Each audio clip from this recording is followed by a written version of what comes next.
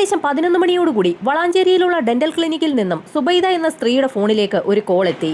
സുബൈദയുടെ മകൾ സുബൈറ ഫർഹത്ത് 11 മണിയായിട്ടും ഡെന്റൽ ക്ലിനിക്കിലേക്ക് എത്തിയിട്ടില്ല എന്നായിരുന്നു ക്ലിനിക്കിൽ നിന്ന് വിളിച്ച ഡോക്ടർ സുബൈദയെ അറിയിച്ചത്. എന്നാൽ മകൾ ഫർഹത്ത് രാവിലെ 9 മണിയോടുകൂടി തന്നെ വീട്ടിൽ നിന്നും ക്ലിനിക്കിലേക്ക് പുറപ്പെട്ടിട്ടുണ്ടെന്ന് സുബൈദ ഡോക്ടറെ അറിയിച്ചു.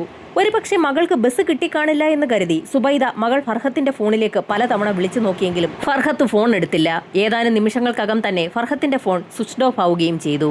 എത്ര വിളിച്ചിട്ട് മകൾ ഫോൺ എടുക്കാതിരിക്കുകയും പിന്നീട് ഫോൺ സ്വിച്ച് ഓഫ് ആക്കി വെക്കുകയും ചെയ്തതിൽ സുബൈദയ്ക്ക് എന്തോ സംശയം തോന്നി. ഭയന്നുപോയ സുബൈദ ഉടൻ തന്നെ ആ വിവരം മകൻ ഷറഫുദ്ദീനെ അറിയിക്കുകയും ഷറഫുദ്ദീന്റെ ഫോണിൽ നിന്ന് പലതവണ ഫർഹത്തിന്റെ ഫോണിലേക്കും ഫർഹത്ത് വർക്ക് ചെയ്തിരുന്ന ഹോസ്പിറ്റലിലേക്ക് വിളിച്ചു നോക്കുകയും ഒക്കെ ചെയ്തു. എന്നാൽ 11:30 മണിയായിട്ടും ഫർഹത്ത് ക്ലിനിക്കിലേക്ക് എത്തിയിട്ടില്ല എന്നുള്ള മറുപടിയാണ് ക്ലിനിക്കിൽ നിന്ന് ലഭിച്ചത്.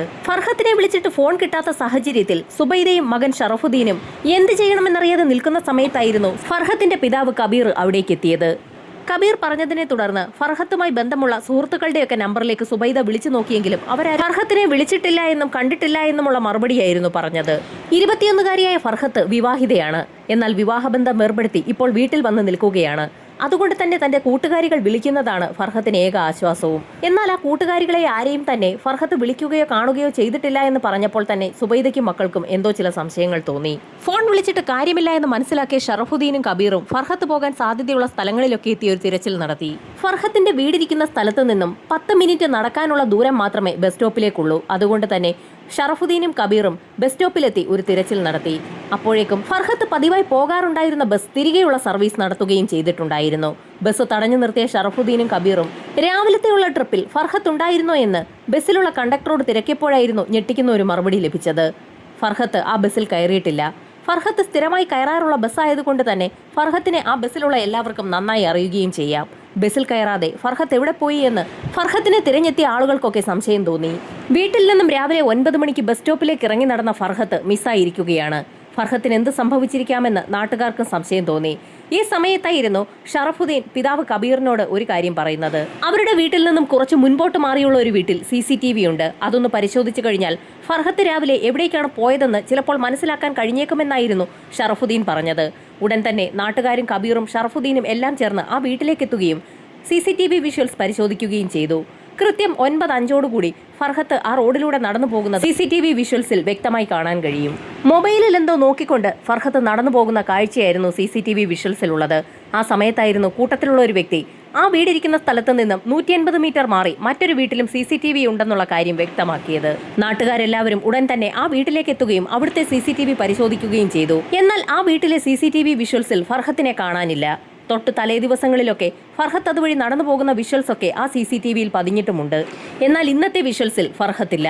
ഫർഹത്തിന്റെ വീട്ടിൽ നിന്നും 50 മീറ്റർ അകലത്തിലുള്ള വീട്ടിലെ CCTV വിഷ്വൽസിൽ ഫർഹത്ത് നടന്നു പോകുന്ന ദൃശ്യങ്ങളുണ്ട്. എന്നാൽ 150 മീറ്റർ മാറിയുള്ള വീട്ടിലെ CCTVയിൽ ഫർഹത്ത് പതിഞ്ഞിട്ടുമില്ല. അതിനർത്ഥം അതിനിടയിലുള്ള ദൂരത്ത് വെച്ച് ഫർഹത്തിന് എന്തോ സംഭവിച്ചതാകാമെന്ന് നാട്ടുകാർ വിലയിരുത്തി. ആ 180 മീറ്ററിനിടയിലുള്ള സ്ഥലത്ത് ചെറിയ കാട് പോലെയുള്ള പ്രദേശങ്ങളുണ്ട്. അവിടേക്ക് എവിടേക്കെങ്കിലും ഫർഹത്ത് മാറിയതാകാമോ എന്ന് ചിലർക്ക് സംശയം തോന്നി. വിവാഹമോചിതയായ ഫർഹത്ത് ഇനി ആർക്കെങ്കിലും ഒപ്പം വീട്ടുകാരറിയാതെ പോയതായിരിക്കുമോ എന്നുള്ള സംശയവും നാട്ടുകാർ പ്രകടിപ്പിച്ചു. ഫർഹത്തിന് ബന്ധമുള്ള ആളുകളുടെയൊക്കെ ലിസ്റ്റ് അതിവേഗം തന്നെ തയ്യാറാക്കുകയും അവരെയൊക്കെ വീണ്ടും കബീറും നാട്ടുകാരും ചേർന്ന് വിളിച്ചു നോക്കുകയും ചെയ്തു. നേരത്തെ സുബൈദ സുഹൃത്തുക്കളെയൊക്കെ വിളിച്ചു നോക്കിയതാണ്. ആ സമയത്ത് ഫർഹത്തിന്റെ കൂട്ടുകാരികൾ ഒരു പക്ഷെ കള്ളം പറഞ്ഞതാണെങ്കിലോ എന്ന് ചിന്തിച്ച് കബീറും ഷറഫുദ്ദീനും മറ്റു ചില നാട്ടുകാരും ബന്ധുക്കളും ഒക്കെ ഫർഹത്തിന്റെ സുഹൃത്തുക്കളുടെ വീട്ടിൽ നേരിട്ടെത്തിയ ഒരു അന്വേഷണവും നടത്തി. എന്നാൽ അവരാരും ഫർഹത്തിനെ വിളിക്കുകയോ കാണുകയോ ചെയ്തിട്ടില്ല എന്നുള്ള മറുപടിയിൽ തന്നെയാണ് സുഹൃത്തുക്കൾ ഉറച്ചു നിന്നത്. ഈ സമയത്തായിരുന്നു നാട്ടുകാരിൽ ചിലർ ഫർഹത്ത് നടന്നു വരുന്ന വഴിയിലെ കോറിയുടെ കാര്യം ശ്രദ്ധയിൽപ്പെടുത്തുന്നത്. ആ കോറിയിലേക്കെങ്ങാണം ഫർഹത്ത് നടന്നു പോയിട്ടുണ്ടെങ്കിൽ അവിടെയെങ്ങാണം വീണു കിടക്കാൻ സാധ്യതയുണ്ടെന്ന് മനസ്സിലാക്കിയ നാട്ടുകാർ ആ കോറിക്ക് സമീപം എത്തുകയും ഒരു തിരച്ചിൽ നടത്തുകയും ചെയ്തെങ്കിലും ഫർഹത്തിനെ അവിടെങ്ങും കണ്ടെത്താൻ കഴിഞ്ഞില്ല. വീട്ടുകാരും നാട്ടുകാരും ചേർന്നുള്ള തിരച്ചിൽ എങ്ങും എത്തില്ല എന്ന് മനസ്സിലാക്കിയ നാട്ടുകാരിൽ ചിലർ ഉടൻ തന്നെ വിവരം പോലീസിൽ അറിയിക്കാൻ കബീറിനോട് പറഞ്ഞു. കബീറും മകനും ചേർന്ന് ഉടൻ തന്നെ സ്റ്റേഷനിലെത്തുകയും വിവരം അറിയിക്കുകയും ചെയ്തു. അതുവരെ അവർ നടത്തിയ തിരച്ചിലിനെക്കുറിച്ചും അവർ പോലീസിൽ വ്യക്തമായി സൂചിപ്പിച്ചു. മകൾ സുഹൃത്തുക്കൾക്കൊപ്പം എവിടെയെങ്കിലും സിനിമ കാണാൻ പോയിട്ടുണ്ടെങ്കിൽ വൈകുന്നേരത്തോടുകൂടി മടങ്ങി വരാൻ സാധ്യതയുള്ളതുകൊണ്ടാണ് ഇതുവരെയും പോലീസിൽ വിവരം അറിയിക്കാതിരുന്നതെന്നും അവർ കൂട്ടിച്ചേർത്തു. കേസ് ഫയലിൽ സ്വീകരിച്ച പോലീസ് സംഘം ഒരു മാൻ മിസ്സിംഗ് കേസായി അത് രജിസ്റ്റർ ചെയ്യുകയും ഉടൻ തന്നെ അന്വേഷണം ആരംഭിക്കുകയും ചെയ്തു. ആദ്യം തന്നെ ഫർഹത്തിന്റെ മൊബൈൽ കേന്ദ്രീകരിച്ച് തന്നെയാണ് പോലീസ് സംഘം അന്വേഷണം തുടങ്ങിയത്. ഫർഹത്തിന്റെ മൊബൈൽ ടവർ ലൊക്കേഷൻ കേന്ദ്രീകരിച്ച് നടത്തിയ അന്വേഷണത്തിൽ ഒരു കാര്യം വ്യക്തമായി. രാവിലെ 9:05 ഏത് ടവർ ലൊക്കേഷൻ പരിധിയിലായിരുന്നോ ഫർഹത്ത് ഉണ്ടായിരുന്നത് അതേ ലൊക്കേഷനിൽ വെച്ച് തന്നെയാണ് ഫർഹത്തിന്റെ ഫോൺ ഓഫ് ആയിരിക്കുന്നത്. വീടിന്റെ പരിസരം വിടുന്നതിന് മുൻപ് തന്നെ ഫർഹത്തിന്റെ ഫോൺ ഓഫ് ആക്കിയിരിക്കുകയാണ്. മൊബൈലിൽ നോക്കിക്കൊണ്ട് ഫർഹത്ത് നടന്നു പോകുന്ന CCTV വിഷ്വൽസും പോലീസ് സംഘം പരിശോധിച്ചു. ഒരുപക്ഷെ ആ CCTV വിഷ്വലിൽ കാണുന്നത് Farhath mobile phone switch off ആക്കുന്ന കാഴ്ചയാണോ എന്ന് പോലും പോലീസിന് സംശയം തോന്നി. അങ്ങനെയെങ്കിൽ മൊബൈൽ ഫോൺ സ്വിച്ച് ഓഫ് ആക്കിയ ഫർഹത്ത് അവിടെ നിന്നും എവിടേക്കാണ് അപ്രത്യക്ഷയായതെന്നുള്ളതായിരുന്നു പോലീസിന്റെ സംശയം. പരിചയമുള്ള വ്യക്തിക്കൊപ്പം ഏതെങ്കിലും വാഹനത്തിൽ കയറി ഫർഹത്ത് പോയതാണോ എന്ന് മനസ്സിലാക്കുന്നതിനായി, ഫർഹത്തിന് അത്തരത്തിലുള്ള ബന്ധങ്ങളുണ്ടോ എന്ന് കണ്ടെത്തുന്നതിനായി അവളുടെ കോൾ ഡാറ്റ റെക്കോർഡുകൾ കേന്ദ്രീകരിച്ച് പോലീസ് സംഘം ഒരു അന്വേഷണം നടത്താൻ തീരുമാനിച്ചു. കഴിഞ്ഞ 1 വർഷത്തെ മൊബൈൽ ഡാറ്റ റെക്കോർഡുകളാണ് പോലീസ് സംഘം പരിശോധിച്ചത്. സംശയാസ്പദമായി ആരെങ്കിലുമായി ബന്ധമുണ്ടോ എന്നറിയുന്നതിനായിരുന്നു പോലീസ് സംഘം കോൾ ഡാറ്റ റെക്കോർഡുകൾ പരിശോധിച്ചത്. എന്നാൽ നിരാശയായിരുന്നു ഫലം. അത്തരത്തിൽ ഒരു വ്യക്തിയുടെ നമ്പർ പോലും പോലീസ് സംഘത്തിന് ലഭിച്ചില്ല. അങ്ങനെ ഒരാളുമായും ഫർഹത്തിന് ബന്ധമില്ല എന്നുള്ളത് പോലീസിന് വ്യക്തമായി. പോലീസ് സംഘം അന്വേഷണം കൂടുതൽ വിപുലമാക്കി. അന്വേഷണത്തിന്റെ ഭാഗമായി ഫർഹത്തിന്റെ സുഹൃത്തുക്കളുടെയും അയൽവാസികളുടെയും ബന്ധുക്കളുടെയും ഒക്കെ ഒരു വിശദമായ ലിസ്റ്റ് തന്നെ പോലീസ് സംഘം തയ്യാറാക്കി. അവരെയൊക്കെ ചോദ്യം ചെയ്തെങ്കിലും പ്രത്യേകിച്ച് ഒരു ഗുണവും ഉണ്ടായില്ല. സമീപത്തുള്ള CCTVകൾ കേന്ദ്രീകരിച്ച് ഒരു സംഘം പോലീസുകാർ അന്വേഷണം ആരംഭിച്ചു. ഫർഹത്ത് ബസ് കയറാറുള്ള സ്റ്റോപ്പിലും ഒരു CCTV ക്യാമറയുണ്ട്. ആ ക്യാമറ പരിശോധിച്ചപ്പോൾ തൊട്ട് തലേ ദിവസം വരെ ഫർഹത്ത് ആ ബസ്സിൽ നിന്നും കയറുകയും ഇറങ്ങുകയും ഒക്കെ ചെയ്തതിന്റെ ദൃശ്യങ്ങൾ പോലീസിന് ലഭിച്ചു. എന്നാൽ സംഭവം നടന്ന ദിവസം മാത്രം അതിരാവിലെയുള്ള ട്രിപ്പിൽ ഫർഹത്ത് കയറിയിട്ടില്ല. ബസ്സിലെ ജീവനക്കാരെ ചോദ്യം ചെയ്തപ്പോഴും ആ മറുപടി തന്നെയാണ് പോലീസിന് ലഭിച്ചത്. തന്റെ വീടിരിക്കുന്ന സ്ഥലത്തു നിന്നും 50 മീറ്റർ ചുറ്റളവിൽ വരെ ഫർഹത്ത് എത്തിയിട്ടുണ്ടെന്നുള്ളത് CCTV വിഷ്വൽസിൽ നിന്നും വ്യക്തമാണ്. എന്നാൽ അതിനുശേഷമുള്ള 150 മീറ്റർ ദൂരത്തിനിടയിൽ ഫർഹത്തിന് എന്ത് സംഭവിച്ചു എന്ന് കണ്ടെത്താൻ തന്നെ പോലീസ് തീരുമാനിച്ചു. ആ 150 മീറ്റർ ദൂരത്തിനിടയിലുള്ള എല്ലാ സ്ഥലവും പോലീസ് സംഘം അരിച്ചു പറക്കി തുടങ്ങി. SI നിർദ്ദേശം നൽകിയതിനെ തുടർന്ന് ഡോഗ് സ്ക്വാഡ് സംഭവസ്ഥലത്തേക്ക് എത്തി തിരച്ചിൽ ആരംഭിച്ചു. ഒരു സംഘം പോലീസുകാർ തിരച്ചിൽ നടത്തുന്നതിനിടയിൽ മറ്റൊരു സംഘം പോലീസുകാർ നാട്ടുകാരെയൊക്കെ വിശദമായി ചോദ്യം ചെയ്യുകയായിരുന്നു. പോലീസ് നായ ഉൾപ്പെടെ തിരച്ചിൽ നടത്തിയിട്ടും പ്രത്യേകിച്ച് ഒന്നും തന്നെ കണ്ടെത്താൻ പോലീസിന് കഴിഞ്ഞില്ല. ഏതെങ്കിലും വ്യക്തികൾ മൊഴി മാറ്റി പറയുന്നുണ്ടോ എന്നറിയുന്നതിനായി ചോദ്യം ചെയ്ത വ്യക്തികളെ തന്നെ പോലീസ് സംഘം വീണ്ടും വീണ്ടും ചോദ്യം ചെയ്തുകൊണ്ടേയിരുന്നു. ആ സമയത്തായിരുന്നു പോലീസിനെ തേടി ഒരു നിർണായക വിവരം എത്തിയത്. ഫർഹത്തിനെ ബാംഗ്ലൂരിൽ കണ്ടു എന്ന് ഏതോ ചില വ്യക്തികൾ സ്റ്റേഷനിൽ വിളിച്ചറിയിച്ചിരിക്കുകയാണ്. പോലീസ് സംഘം ഉടൻ തന്നെ ബാംഗ്ലൂരിലെത്തി ഒരു അന്വേഷണം നടത്തിയെങ്കിലും ആ വിവരം ഫേക്ക് ആണെന്നുള്ള കാര്യം വ്യക്തമായി. ഇതേസമയം തന്നെ തിരൂരിൽ വെച്ച് ഫർഹത്തിനെ കണ്ടു എന്ന് ചില ആളുകൾ പോലീസിൽ അറിയിച്ചു. എന്നാൽ അതും ഫേക്ക് ആണെന്ന് തെളിയാൻ അധിക സമയം വേണ്ടി വന്നില്ല. നാട്ടുകാരെ വീണ്ടും വീണ്ടും വിളിച്ച് ചോദ്യം ചെയ്യുന്നതല്ലാതെ അന്വേഷണം മുൻപോട്ട് നീങ്ങുന്നില്ല എന്ന് മനസ്സിലാക്കിയ നാട്ടുകാർ എല്ലാവരും ചേർന്ന് ഒരു ആക്ഷൻ കൗൺസിൽ രൂപീകരിക്കുകയും കേസ് അന്വേഷണം ശരിയായ ദിക്കിലല്ല നടക്കുന്നതെന്ന് ഉന്നത തലങ്ങളിൽ പരാതി നൽകുകയും ചെയ്തു. പരാതി നൽകിയതിന് ഫലമുണ്ടായി. DYSPയുടെയും SP-യുടെയും നേതൃത്വത്തിൽ പുതിയ പോലീസ് സംഘം വീണ്ടും അന്വേഷണം ആരംഭിച്ചു. 150 മീറ്ററിനിടയിൽ ആ പെൺകുട്ടിക്ക് എന്തോ സംഭവിച്ചിരിക്കുകയാണ്. ആ 150 മീറ്ററിനിടയിൽ അവർ തിരയാതെ വിട്ട എന്തോ ഒന്നുണ്ട്. അതെന്താണെന്ന് അറിയുന്നതിനായി പോലീസ് സംഘം ഡ്രോൺ ഉപയോഗിച്ചുള്ള ഒരു തിരച്ചിൽ കൂടി നടത്തി. ആ സ്ഥലത്തുള്ള കോറിയിൽ ധാരാളം വെള്ളം കെട്ടിക്കിടക്കുകയാണ്. ആ കോറിയിൽ വീണ് ഫർഹത്തിന് എന്തെങ്കിലും സംഭവിച്ചിട്ടുണ്ടോ എന്നറിയുന്നതിനായി ക്വാറിയുടെ വിവിധ ഭാഗങ്ങളിലേക്ക് ഡ്രോൺ പറത്തി പോലീസ് സംഘം പരിശോധന നടത്തി. വിഷ്വൽസ് ഒക്കെ പരിശോധിച്ചെങ്കിലും സംശയാസ്പദമായ ഒന്നും തന്നെ കണ്ടെത്താൻ കഴിഞ്ഞില്ല. കോറിയിലേക്ക് ഇറങ്ങിയുള്ള ഒരു പരിശോധനയാണ് പിന്നീട് നടത്താൻ തീരുമാനിച്ചത്. നാട്ടുകാരുടെ കൂടി സഹായത്തോടുകൂടി പോലീസ് സംഘം കോറിക്കുള്ളിൽ പരിശോധന ആരംഭിച്ചു. മണ്ണ് കോരിയെടുത്തതിന്റെ ഭാഗമായി ഉണ്ടായ കുഴിയിൽ വെള്ളം നിറഞ്ഞു കിടക്കുകയാണ്. ആ പ്രദേശത്തുള്ള സകല കുഴികളും കുളങ്ങളും തോടുകളുമെല്ലാം പോലീസ് സംഘം അരിച്ചു പറക്കി പരിശോധന നടത്തി. എത്ര തിരച്ചിൽ നടത്തിയിട്ടും ഫർഹത്തുമായി ബന്ധപ്പെട്ട ഒന്നും തന്നെ കിട്ടാതെ വന്ന സാഹചര്യത്തിൽ പോലീസ് സംഘം അവരുടെ അന്വേഷണം ഏകദേശം അവസാനിപ്പിക്കാറായ ഘട്ടത്തിലായിരുന്നു ഒരു പോലീസുകാരന്റെ ശ്രദ്ധയിൽ ഒരു കാഴ്ചപ്പെടുന്നത്. കോറിയുടെ അടുത്തു നിന്നും ഒരൽപ്പം മാറി കുറെ ഭാഗത്ത് മണ്ണ് കൂട്ടിയിട്ടിരിക്കുന്ന കാഴ്ചയായിരുന്നു അത്. സമീപത്തുള്ള ഒരു ഓടയുടെ മുകളിലേക്ക് അല്പം കൂടുതൽ മണ്ണ് ഇളക്കിയിട്ടിരിക്കുകയാണ്. അത് കണ്ട ഉദ്യോഗസ്ഥൻ JCB ഡ്രൈവറോട് ആ മണ്ണ് കൂടി ഇളക്കി ഒരു പരിശോധന നടത്താൻ ആവശ്യപ്പെട്ടു. ഓടയുടെ മുകളിലേക്ക് നീക്കിയിട്ടിരിക്കുന്ന മണ്ണ് നീക്കം ചെയ്യാൻ പോലീസ് സംഘം നിർദ്ദേശം നൽകിയപ്പോഴായിരുന്നു ആ സ്ഥലത്തിന്റെ ഉടമ അവിടെ എത്തി പ്രശ്നമുണ്ടാക്കിയത്. അത് ഓടയുടെ മുകളിലേക്ക് ഇട്ടിരിക്കുന്ന മണ്ണാണെന്നും അത് ഇളക്കി മാറ്റേണ്ട ആവശ്യമില്ലെന്നും അയാൾ പോലീസിനെ അറിയിച്ചു. എന്നാൽ പോലീസ് സംഘം അയാൾ പറഞ്ഞതിന് വഴങ്ങിയില്ല. ആ മണ്ണുകൂടി നീക്കം ചെയ്യാൻ പോലീസ് സംഘം ഉടൻ തന്നെ JCB ഡ്രൈവർക്ക് നിർദ്ദേശം നൽകി. ആ ഓടയ്ക്ക് മുകളിലേക്ക് ഒത്തിരിയേറെ മണ്ണ് കൂട്ടിയിട്ടിരിക്കുകയാണ്. ആ മണ്ണ് മാറ്റാൻ JCB ഡ്രൈവർ തുടങ്ങുന്നതിന് മുൻപ് തന്നെ അയാൾ SIയെ ഒന്ന് നോക്കി. അതിന് ഒരു കാരണമുണ്ടായിരുന്നു. തൊട്ട് തലേ ദിവസം JCB ഡ്രൈവർ SIയെ കണ്ടിരുന്നു. ഏതാനും ദിവസങ്ങൾക്ക് മുൻപ് ആ ഓടയിലേക്ക് മണ്ണ് നീക്കിയിടുന്നതിനായി അതിന്റെ ഉടമയായ അൻവർ ആ JCB ഡ്രൈവറെ വിളിപ്പിച്ചിട്ടുണ്ടായിരുന്നു. മഴ വരാൻ പോകുന്നത് കൊണ്ട് തന്നെ അതിനു മുൻപ് ഓടയുടെ ഭാഗത്ത് മണ്ണിട്ട് മൂടണമെന്നും തനിക്ക് അവിടെ കുറച്ച് പണി ചെയ്യാനുണ്ടെന്നുമായിരുന്നു അൻവർ അന്ന് ഡ്രൈവറെ അറിയിച്ചിരുന്നത്. അന്ന് അതിൽ വലിയ അസ്വാഭാവികതയൊന്നും തന്നെ JCB ഡ്രൈവർക്ക് തോന്നിയിരുന്നില്ല. സ്ഥലോടമയായ അൻവറിന്റെ ഓട മണ്ണിട്ട് മൂടിയ പ്രവൃത്തിയിൽ ഇപ്പോൾ ആ ഡ്രൈവർക്ക് സംശയം തോന്നിയിരിക്കുകയാണ്. അത് അയാൾ പോലീസിനെ അറിയിക്കുകയും ചെയ്തു. അതുകൊണ്ട് തന്നെയാണ് പോലീസ് സംഘം അയാളുടെ പറമ്പിൽ ഒരു തിരച്ചിൽ നടത്താൻ തീരുമാനിച്ചത്. JCB ഡ്രൈവർ അങ്ങനെ മണ്ണ് മാറ്റാൻ തുടങ്ങി. മണ്ണ് മാറ്റി ഏകദേശം 10 മിനിറ്റ് കഴിഞ്ഞപ്പോൾ തന്നെ ഡ്രൈവറുടെ ഉറക്കെയുള്ള നിലവിളി ശബ്ദമാണ് പോലീസുകാരും നാട്ടുകാരും കേട്ടത്. ഓടിയെത്തിയ നാട്ടുകാർ നടുക്കുന്ന ഒരു കാഴ്ചയാണ് അവിടെ കണ്ടത്. മണ്ണിളകിയ ഭാഗത്തുകൂടി ഒരു കാൽ മുകളിലേക്ക് പൊങ്ങി നിൽക്കുന്നു. ഓടയിൽ പട്ടിയോ മറ്റോ ചത്തുകിടക്കുന്നതിനാൽ അതിരൂക്ഷമായ ഗന്ധം വമിക്കുന്നു എന്നും അതുകൊണ്ട് ഓടയിലേക്ക് മണ്ണിടണമെന്നും പറഞ്ഞുകൊണ്ടായിരുന്നു JCB ഡ്രൈവറെ കൊണ്ട് അൻവർ അവിടെ മണ്ണിടിപ്പിച്ചത്. എന്നാൽ ഇപ്പോൾ അവിടെ നിന്നും ഒരു മനുഷ്യന്റെ കാല് പൊങ്ങി നിൽക്കുന്ന കാഴ്ചയാണ് നാട്ടുകാർ കണ്ടത്. പട്ടിയോ പൂച്ചയോ ചത്തുകിടക്കുന്നത് കൊണ്ട് അവിടെ മണ്ണിടണമെന്ന് പറഞ്ഞിട്ട് അവിടെ ഒരു മനുഷ്യന്റെ കാലാണല്ലോ കാണാൻ കഴിയുന്നതെന്ന് പോലീസുകാർ ചോദിച്ചപ്പോൾ തന്നെ അൻവറിന്റെ മുഖം വിളറി വെളുത്തു. സുബൈറ ഫർഹത്തിനെ കാണാതായതിനു ശേഷം പോലീസിന്റെ അന്വേഷണം ശരിയായ ദിശയിലല്ല എന്ന് പറഞ്ഞുകൊണ്ട് ആക്ഷൻ കൗൺസിൽ രൂപീകരിക്കാൻ തന്നെ കാരണമായത് അൻവറാണ്.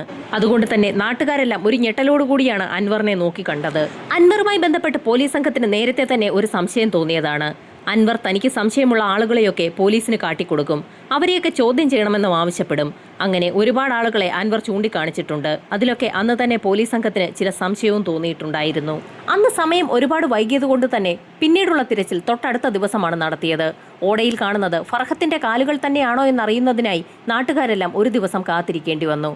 തൊട്ടടുത്ത ദിവസം തഹസീൽദാർമാരുടെ ഒരു നേതൃത്വത്തിലാണ് പിന്നീടുള്ള കുഴിക്കൽ നടപടികൾ ആരംഭിച്ചത്. തൊട്ടടുത്ത ദിവസം DYSP ഉൾപ്പെടുന്ന വലിയൊരു സംഘം തന്നെയാണ് സംഭവസ്ഥലത്തേക്ക് എത്തിയത്. ഏതാനും മണിക്കൂറുകൾക്കകം തന്നെ JCB മണ്ണൊക്കെ മാറ്റി ആ മണ്ണിൽ നിന്നും ഒരു ഡെഡ് ബോഡി പുറത്തെടുത്തു. അതൊരു സ്ത്രീയുടെ ശരീരമാണ്. ബോഡി നന്നായി അഴുകിയതുകൊണ്ട് തന്നെ ആരാണെന്ന് കണ്ടെത്താൻ തീരെ പ്രയാസമാണ്. ഫോറൻസിക് സംഘം ഉടൻ തന്നെ പരിശോധന ആരംഭിച്ചു. വസ്ത്രങ്ങളൊക്കെ പൊടിഞ്ഞു തുടങ്ങിയിട്ടേയുള്ളൂ, അത് ഫർഹത്ത് തന്നെയാണെന്ന് ചില നാട്ടുകാരൊക്കെ അടക്കം പറഞ്ഞു. മൃതദേഹം തിരിച്ചറിയുന്നതിനുള്ള കടാവർ നായ്ക്കളെ കൂടി പോലീസ് സംഘം സംഭവസ്ഥലത്തേക്ക് എത്തിച്ചു. പോലീസ് നിർദ്ദേശം നൽകിയതിനെ തുടർന്ന് ഫർഹത്തിൻ്റെതായ എന്തെങ്കിലും സാധനങ്ങൾ അവളുടെ വീട്ടിൽ നിന്ന് വാങ്ങിക്കൊണ്ടുവരാൻ ചില ആളുകൾ ഫർഹത്തിന്റെ വീട്ടിലേക്ക് പുറപ്പെട്ടു. ഫർഹത്തിൻ്റെതായുള്ള എന്തെങ്കിലും സാധനങ്ങൾ വേണമെന്ന് ഫർഹത്തിന്റെ ഉമ്മയെ നാട്ടുകാർ അറിയിച്ചതിനെ തുടർന്ന് ആ ഉമ്മ ഒരു കവർ നാട്ടുകാർക്ക് നൽകി. ആ കവർ നാട്ടുകാർ ചേർന്ന് പോലീസിന്റെ അടുത്തെത്തിച്ചു. പോലീസുകാർ ആ കവർ തുറന്നപ്പോൾ അതിലുണ്ടായിരുന്നത് ഫർഹത്തിന്റെ ഡ്രസ്സും പല്ല് തേക്കുന്നതിനുള്ള ബ്രഷും പേസ്റ്റും ചീപ്പും പൗഡറും ഒക്കെയായിരുന്നു. ഫർഹത്തിൻ്റെതായ സാധനങ്ങൾ വേണമെന്ന് നാട്ടുകാർ പറഞ്ഞപ്പോൾ ഫർഹത്ത് ജീവനോടെ ഉണ്ടാകുമെന്ന് കരുതിയാണ് ഉമ്മ അത്തരത്തിലുള്ള സാധനങ്ങളൊക്കെ ആ നാട്ടുകാരുടെ കയ്യിൽ കൊടുത്തുവിട്ടത്. ഫർഹത്തിനായി ഉമ്മ കൊടുത്തുവിട്ട സാധനങ്ങൾ കണ്ട നാട്ടുകാർക്കൊപ്പം പോലീസുകാരും വികാരഭരിതരായി. ഫോറൻസിക് പരിശോധനകളും ഇൻക്വസ്റ്റ് നടപടികളും പൂർത്തിയാക്കിയ ശേഷം മൃതദേഹം പോസ്റ്റ്മോർട്ടം നടപടികൾക്കായി മഞ്ചേരി മെഡിക്കൽ കോളേജിലേക്ക് ഷിഫ്റ്റ് ചെയ്തു. വൈകാതെ തന്നെ പോലീസ് സംഘം സ്ഥലോടമ അൻവറെ അറസ്റ്റ് ചെയ്തു. എന്താണ് സംഭവിച്ചതെന്നുള്ള കാര്യം ഇനിയാണ് അൻവർ പറയേണ്ടത്. തനിക്കൊന്നും അറിയില്ല എന്ന് അൻവർ ആദ്യഘട്ടത്തിൽ പറഞ്ഞെങ്കിലും പോലീസിന്റെ കർക്കശമായ ചോദ്യം ചെയ്യലുകൾക്ക് മുൻപിൽ പിടിച്ചു നിൽക്കാൻ കഴിയാതെ അൻവർ പല കഥകളും പറഞ്ഞു തുടങ്ങി. അൻവറിന് കുറച്ച് കടങ്ങളുണ്ട്, അതെങ്ങനെ വീട്ടാമെന്ന് കരുതി അൻവർ ആലോചിച്ചുകൊണ്ടിരിക്കുകയായിരുന്നു. അങ്ങനെ ഇരുന്നപ്പോഴാണ് ഫർഹത്ത് ബസ് ഇറങ്ങി വീട്ടിലേക്ക് പോകുന്ന കാഴ്ച അൻവർ സ്ഥിരമായി കാണാൻ തുടങ്ങിയത്. വിവാഹിതയായതുകൊണ്ട് തന്നെ ഫർഹത്തിന്റെ കൈവശം ധാരാളം ആഭരണങ്ങളുണ്ട്. എല്ലാ ദിവസവും പലതരത്തിലുള്ള ആഭരണങ്ങൾ ധരിച്ചാണ് ഫർഹത്ത് ക്ലിനിക്കിലേക്ക് പോകാറുള്ളത്. മാലയ്ക്ക് പുറമെ കൈകളിൽ വളകളും ധാരാളം ധരിക്കാറുണ്ട്. വിവാഹമോചിത ആയതുകൊണ്ട് തന്നെ വിവാഹത്തിനുണ്ടായിരുന്ന ആഭരണങ്ങളൊക്കെ ഫർഹത്തിന് തിരികെ ലഭിച്ചിട്ടുണ്ട്. അതുകൊണ്ടാണ് ഓരോ ദിവസവും വ്യത്യസ്തങ്ങളായ ആഭരണങ്ങൾ ധരിച്ചുകൊണ്ട് ഫർഹത്ത് ജോലിക്ക് പോകാറുള്ളത്. ഫർഹത്തിന്റെ വീടുമായി വളരെ അടുപ്പമുള്ള വ്യക്തി കൂടിയാണ് അൻവർ. അതുകൊണ്ട് തന്നെ പലപ്പോഴും ഫർഹത്തിന്റെ വീട്ടിലെത്തുന്ന സമയത്തൊക്കെ ഫർഹത്തിനെ അയാൾ ശ്രദ്ധിച്ചിട്ടുമുണ്ട്. വീട്ടിൽ നിൽക്കുമ്പോഴും ധാരാളം ആഭരണങ്ങൾ ധരിച്ചാണ് ഫർഹത്ത് നിൽക്കാറുള്ളത്. ഫർഹത്തിന്റെ കൈവശമുള്ള ആഭരണങ്ങളൊക്കെ തനിക്ക് ലഭിക്കുകയാണെങ്കിൽ തന്റെ കടങ്ങൾ അതിവേഗം വീട്ടാനാകുമെന്ന് അൻവർ ഉറച്ചു. അങ്ങനെയാണ് ഏത് വിധേനയും ഫർഹത്തിനെ പിടികൂടാൻ അൻവർ തീരുമാനിച്ചത്. അൻവറിന്റെ വീടിരിക്കുന്ന സ്ഥലത്തു നിന്നും കുറച്ചു ദൂരം മുൻപോട്ട് പോകുമ്പോഴാണ് ഫർഹത്തിന്റെ വീടുള്ളത്. അയാൾ സംഭവം നടത്താൻ തീരുമാനിച്ച ദിവസം അതിരാവിലെ തന്നെ വീട്ടിൽ നിന്നിറങ്ങി. ഫർഹത്തിന്റെ വീടിന്റെ മുൻപിലൂടെ തന്നെയാണ് അൻവർ നടന്നത്. അങ്ങനെ നടന്ന് ആദ്യത്തെ ക്യാമറയുണ്ടായിരുന്ന വീടും കടന്ന് സമീപത്തുള്ള ഒരു കുറ്റിക്കാട്ടിലേക്ക് കയറി അൻവർ ഒളിച്ചിരുന്നു. അന്ന് CCTV ക്യാമറകൾ പരിശോധിച്ച വ്യക്തികൾ കുറച്ച് പുറകിലേക്കുള്ള വിഷ്വൽസ് ഒന്നും നോക്കിയിരുന്നില്ല. അങ്ങനെ നോക്കിയിരുന്നെങ്കിൽ അൻവർ അതുവഴി നടന്നു പോകുന്ന കാഴ്ച അന്ന് തന്നെ നാട്ടുകാർക്ക് കാണാൻ കഴിയുമായിരുന്നു. അൻവർ കുറ്റിക്കാട്ടിൽ ഒളിച്ചിരുന്ന് അരമണിക്കൂർ പിന്നിട്ട് ഏകദേശം 9 മണി കഴിഞ്ഞതോടുകൂടി ഫർഹത്തും ആ റോഡിലേക്ക് എത്തി. പ്രദേശത്തെങ്ങും ആരുമില്ലാത്ത ഇടവഴിയായതുകൊണ്ട് തന്നെ അതിവേഗം ഫർഹത്തിന്റെ പിന്നിലൂടെ ചെന്ന് ഫർഹത്തിന്റെ വായും മൂക്കും ചേർത്ത് പൊത്തിപ്പിടിക്കുകയും ചെയ്തു. ഫർഹത്ത് കുതറിമാറാൻ ശ്രമിച്ചെങ്കിലും അൻവറിന്റെ ബലിഷ്ഠമായ കൈകൾക്ക് മുൻപിൽ ഫർഹത്തിന് പിടിച്ചു നിൽക്കാൻ കഴിഞ്ഞില്ല. ഏതാനും നിമിഷങ്ങൾക്കകം തന്നെ ഫർഹത്ത് നിശ്ചലയായി. തറയിലേക്ക് വീണ് കിടക്കുന്ന ഫർഹത്തിന്റെ ബോഡി പരിശോധിച്ചപ്പോൾ തന്നെ ഫർഹത്ത് മരണപ്പെട്ടു എന്നുള്ള കാര്യം അൻവറിന് ബോധ്യപ്പെട്ടു. ഫർഹത്തിന്റെ വായും മൂക്കും ചേർത്ത് പൊത്തിപ്പിടിച്ച് അവളെ ബോധം കെടുത്തിയ ശേഷം അവളുടെ ആഭരണങ്ങളുമായി കടക്കാനായിരുന്നു യഥാർത്ഥത്തിൽ അൻവർ തീരുമാനിച്ചിരുന്നത്. എന്നാൽ അപ്രതീക്ഷിതമായി ഫർഹത്തിന്റെ മരണം സംഭവിച്ചിരിക്കുകയാണ്. ഫർഹത്തിന്റെ മൃതദേഹം ആ വഴിയിൽ ഉപേക്ഷിച്ചാൽ അത് പ്രശ്നമാകുമെന്ന് മനസ്സിലാക്കിയ അൻവർ ആരുടെയും ശ്രദ്ധയിൽപ്പെടാതെ ഫർഹത്തിന്റെ മൃതദേഹം ആ സ്ഥലത്തു നിന്നും എടുത്തുകൊണ്ട് തൊട്ടടുത്തുണ്ടായിരുന്ന കുറ്റിക്കാട്ടിലേക്ക് പോയി. ഫർഹത്തിന്റെ മൃതദേഹം കുറ്റിക്കാട്ടിലേക്ക് കൊണ്ടിട്ട ശേഷം അൻവർ അവരുടെ ശരീരത്തിലുണ്ടായിരുന്ന ആഭരണങ്ങളൊക്കെ അഴിച്ചെടുത്തു. ആ സമയത്താണ് അൻവറിന് മറ്റൊരു കാര്യം ബോധ്യമായത്. അന്ന് ഏറ്റവും കുറച്ച് ആഭരണങ്ങൾ മാത്രമാണ് ഫർഹത്ത് ധരിച്ചിട്ടുള്ളത്. 3-4 പവൻ മാത്രം തൂക്കമുള്ള സ്വർണ്ണാഭരണങ്ങളാണ് ഫർഹത്തിന്റെ ശരീരത്തിൽ ഉണ്ടായിരുന്നതെന്ന് മനസ്സിലാക്കിയ അൻവർ ആകെ തകർന്നു. തനിക്ക് അബദ്ധം പറ്റിയെന്ന് അൻവറിന് ബോധ്യപ്പെട്ടു. എന്നിരുന്നാലും കയ്യിൽ കിട്ടിയ ആഭരണങ്ങളൊക്കെ കൈക്കലാക്കിയ ശേഷം അൻവർ അവിടെ നിന്നും കടന്നു കളഞ്ഞു. അതിനുശേഷമായിരുന്നു ഹോസ്പിറ്റലിൽ നിന്നും സുബൈദയുടെ ഫോണിലേക്ക് ഫർഹത്ത് ഹോസ്പിറ്റലിൽ എത്തിയിട്ടില്ല എന്ന് പറഞ്ഞുകൊണ്ടുള്ള കോൾ വന്നതും പിന്നീട് നാട്ടുകാരും വീട്ടുകാരും ഒക്കെ ചേർന്ന് ഫർഹത്തിനെ തിരക്കിയിറങ്ങിയതും. ഫർഹത്തിന്റെ പിതാവും സഹോദരനും നാട്ടുകാരും ചേർന്ന് ബസ് സ്റ്റോപ്പിലെത്തി തിരച്ചിൽ നടത്തുന്നതിനിടയിൽ അൻവറും അവർക്കൊപ്പം ഉണ്ടായിരുന്നു. ബസ് സ്റ്റോപ്പിലിറങ്ങി അവർ തിരച്ചിൽ നടത്തുന്നതിനിടയിൽ അൻവർ പതുക്കെ പിന്നിലേക്ക് വലിഞ്ഞു. അൻവർ നേരെ പോയത് തന്റെ വീട്ടിലേക്കാണ്. അവിടെ നിന്ന് ഒരു ചാക്ക് സംഘടിപ്പിച്ചുകൊണ്ട് കുറ്റിക്കാട്ടിലെത്തിയതിനു ശേഷം ഫർഹത്തിന്റെ മൃതദേഹം ആ ചാക്കിനുള്ളിലേക്ക് തള്ളിക്കയറ്റി ആ കുറ്റിക്കാട്ടിലൂടെ തന്നെ ആ മൃതദേഹം വലിച്ചിഴച്ച് കോറിയുടെ ഭാഗത്തേക്ക് കൊണ്ടുപോയി. പിന്നീട് ആ ഓടയിലേക്ക് മൃതദേഹം തള്ളിയ ശേഷം ആ ഓടയിലേക്ക് അൻവർ തന്നെ കുറച്ച് മണ്ണ് വെട്ടിയിട്ടു. ആവശ്യത്തിന് മണ്ണിട്ട് ഓട മൂടിയ ശേഷം ആ മൺവെട്ടി അയാൾ വീട്ടിൽ കൊണ്ടുവച്ചു. ഈ സമയത്ത് ബസ് സ്റ്റോപ്പിലുണ്ടായിരുന്ന നാട്ടുകാരും ഫർഹത്തിന്റെ വീട്ടുകാരും ചേർന്ന് ഫർഹത്ത് രാവിലെ പോകാറുണ്ടായിരുന്ന ബസ് തടഞ്ഞു നിർത്തി ബസ്സിലുള്ള ആളുകളോട് ഫർഹത്തിനെ കുറിച്ച് അന്വേഷിക്കുകയായിരുന്നു. ആ സംഘം തിരികെ എത്തിയപ്പോൾ അവർക്കൊപ്പം അൻവറും ചേർന്നു. പിന്നീടുള്ള അന്വേഷണത്തിന്റെ ഓരോ ഘട്ടത്തിലും അൻവറും അവർക്കൊപ്പം ഉണ്ടായിരുന്നു. അങ്ങനെ ഏതാനും ദിവസങ്ങൾ കഴിഞ്ഞപ്പോഴായിരുന്നു അൻവർ തന്റെ പറമ്പിലേക്ക് കുറച്ച് മണ്ണ് വെട്ടിയിടുന്നതിനായി JCB ഡ്രൈവറെ വിളിച്ചു വരുത്തിയത്. JCB ഡ്രൈവർ പറമ്പിലൊക്കെ മണ്ണ് വെട്ടിയിടുന്നതിനിടയിലായിരുന്നു ഓടയിൽ എന്തോ ചത്തുകിടപ്പുണ്ടെന്നും ഓടയിലേക്ക് കൂടി കുറച്ച് മണ്ണ് വെട്ടിയിടാനെന്നും അൻവർ നിർദ്ദേശം നൽകിയത്. ഇതിനു ശേഷമൊക്കെയായിരുന്നു പോലീസ് സംഘം അൻവറിനെ ചോദ്യം ചെയ്തത്. എല്ലാ ഘട്ടത്തിലും അൻവർ ഒരേ മൊഴി തന്നെയാണ് പോലീസിൽ നൽകിയിരിക്കുന്നത്. ഈ ചോദ്യം ചെയ്യലിനിടയിലായിരുന്നു അന്വേഷണ സംഘവുമായി അൻവർ വളരെയധികം അടുപ്പത്തിലായത്. അൻവർ അങ്ങനെയാണ് ഓരോ ആളുകളെ ചോദ്യം ചെയ്യുന്നതിനായി റെക്കമെൻഡ് ചെയ്യാൻ തുടങ്ങിയത്. അങ്ങനെ ആവശ്യമില്ലാതെ പല ആളുകളെയും അൻവർ ചോദ്യം ചെയ്യുന്നതിന് വേണ്ടി പോലീസിലേക്ക് നിർദ്ദേശിക്കാൻ തുടങ്ങിയതോടുകൂടിയാണ് പോലീസ് സംഘത്തിന് അൻവറിലേക്കുള്ള സംശയവും ഉറച്ചത്. പിന്നീട് JCB ഡ്രൈവറുടെ സംശയം കൂടിയായപ്പോൾ അൻവറിന്റെ പറമ്പ് വിശദമായി പരിശോധിക്കാൻ തന്നെ പോലീസ് സംഘം തീരുമാനിച്ചു. ആദ്യഘട്ടത്തിൽ നാട്ടുകാരെയും അൻവറിനെയും തെറ്റിദ്ധരിപ്പിക്കുന്നതിനായി കോറി പരിശോധിക്കാനായിരുന്നു പോലീസ് സംഘം എത്തിയത്. കോറി പരിശോധന ചെറിയ രീതിയിൽ നടത്തിയതിനു ശേഷം അൻവറിന്റെ പറമ്പിലേക്കിറങ്ങി ഓടയും കൂടി പോലീസ് സംഘം പരിശോധിക്കുകയായിരുന്നു. പോലീസ് സംഘം കോറി പരിശോധന നടത്തിയപ്പോൾ സജീവമായി തന്നെ അൻവർ മുൻപിൽ തന്നെ നിന്നു. എന്നാൽ തന്റെ പറമ്പിലേക്ക് പോലീസ് സംഘത്തിന്റെ അന്വേഷണം എത്തുന്നു എന്ന് കണ്ട നിമിഷത്തിലായിരുന്നു അൻവർ പതറി തുടങ്ങിയത്. അത് വേണ്ട സാറേ, തന്റെ പറമ്പ് പരിശോധിക്കേണ്ട എന്ന് അൻവർ പലതവണ പോലീസുകാരോട് പറഞ്ഞിരുന്നു. എന്നാൽ അത് വേണമെന്ന് പറഞ്ഞുകൊണ്ടായിരുന്നു പോലീസ് സംഘം അൻവറിന്റെ പറമ്പ് പരിശോധിച്ചത്. അങ്ങനെ അൻവറിനെ പ്രതിയാക്കി പോലീസ് സംഘം കേസ് ക്ലോസ് ചെയ്യാൻ തുടങ്ങുമ്പോഴായിരുന്നു പോസ്റ്റ്മോർട്ടം റിപ്പോർട്ട് കിട്ടിയത്. പോസ്റ്റ്മോർട്ടം റിപ്പോർട്ടിൽ ഫർഹത്തിന്റെ കഴുത്ത് ഞെരിച്ചതിനെ തുടർന്നാണ് അവർ മരണപ്പെട്ടതെന്നാണ് രേഖപ്പെടുത്തിയിട്ടുള്ളത്. എന്നാൽ അൻവറിന്റെ മൊഴി അനുസരിച്ച് അൻവർ ശ്വാസം മുട്ടിച്ചാണ് ഫർഹത്തിനെ കൊലപ്പെടുത്തിയിരിക്കുന്നത്.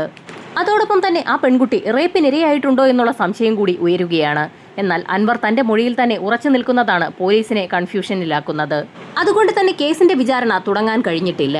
എന്നാൽ ഒരുപാട് ദുരൂഹതകൾ ഫർഹത്തിന്റെ മരണത്തിന് പിന്നിലുണ്ടെന്നുള്ള സംശയമാണ് ഇപ്പോൾ ഉയരുന്നത്. അൻവറിന് പുറമെ മറ്റേതെങ്കിലും പ്രതികൾ കൂടി ഫർഹത്തിന്റെ മരണത്തിന് പിന്നിലുണ്ടോ എന്നുള്ള അന്വേഷണമാണ് ഇപ്പോൾ നടക്കുന്നത്. കേസന്വേഷണം പൂർത്തിയാകുന്ന സാഹചര്യത്തിൽ ഉടൻ തന്നെ പോലീസ് സംഘം കുറ്റപത്രം കോടതിയിൽ സമർപ്പിക്കും. പ്രതികൾക്കുള്ള ശിക്ഷ എന്താണെന്നുള്ളത് കാത്തിരുന്നു തന്നെ അറിയാം.